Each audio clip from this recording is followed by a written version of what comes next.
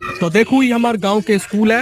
ये देखो तो गाछ खस गया। यही स्कूल से हमारे गांव के बहुत लोग पढ़ कर आए, देश विदेश में अपन नाम रोशन करल छत। और स्कूल देखियो। और हमारे एगो आदमी तो नजर आब रहा है जे किछ कर रहल छत, जे स्कूल के मास्टरों छत लगे हैं। सर की बात क्या कर रहे हैं? अभी स्कूल का समय है, आप इधर हैं? बात कर रहा फोन पर तोरा नहीं समझ में चल। अरे बात तक कर रहा नहीं, यहाँ ड्रेस पहने छी मास्टर भऽ कहना, मतलब लोकल स्कूल का मास्टर छिका है भाई। 2 मिनट में कॉल करते, रुको बाबू। अरे रखो ना फोन यार, 2 मिनट कर रहा है ना फोन।